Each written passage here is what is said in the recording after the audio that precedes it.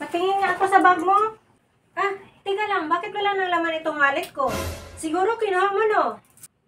Ali, pinulot ko lang po yan. At hindi ko po yan binuksan.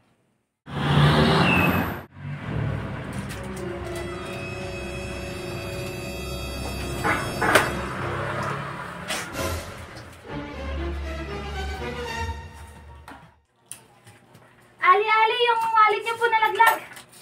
Ali, yung wallet niyo po nalaglag. Ay, oo nga, akin yan. Ali, ito po. Maraming salamat sa iyo, ha.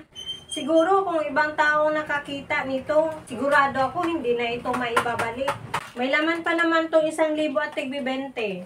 Walang anuman po, Ale. Ginawa ko lang naman po yung tama. Sige po, Ale. Ingatan niyo na lang po yung gamit niyo palagi.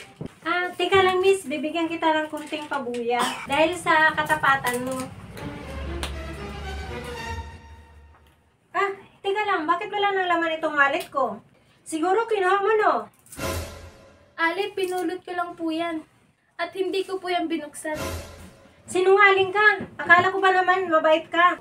Todo pasalamat pa naman ako sa'yo. Tapos ngayon, maluluko ka pala. May lamang pera ang wallet ko. Merong buong 1,000 at tig-20 ang wallet ko. Patingin nga ako sa bag mo. Ali, sadyang may pera lang po ako dyan sa bag ko. Sweldo ko po yan bilang kasambahay. Ah, nagsisinungaling ka pa, ha?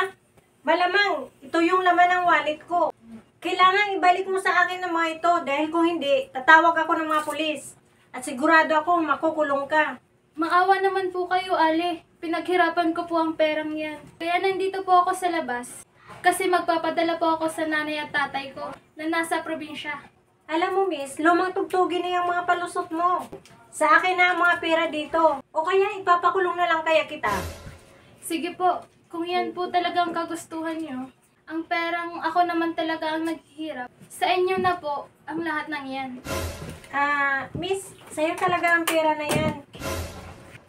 Ali, ano pong ibig sabihin nito? Ang lahat ng mga ito ay isang social experiment. Isa akong vlogger. At gumawa kami ng content na ganito ang sitwasyon. Ang laglag wallet. At kung ano ang gagawin, at kung sino man ang makapulot na ito. Sorry po, miss, naabala ka namin. Ganon pa man, sana maging aral ito sa'yo. Pag ganon ang sitwasyon na may nalaglag na wallet, sa sinundan mo na tao, huwag mong pulutin. Sa halip, tawagin mo na lang yung may-ari at ipaalam sa kanya. Pag ito kasi ang hinawakan mo, may posibilidad na pagbibintangan ka. Kahit ikaw na yung nagmamagandang loob. Salamat po, magsisilbing aral po ito sa akin. Lagi nating tandaan, walang manluloko kapag walang nagpapaloko.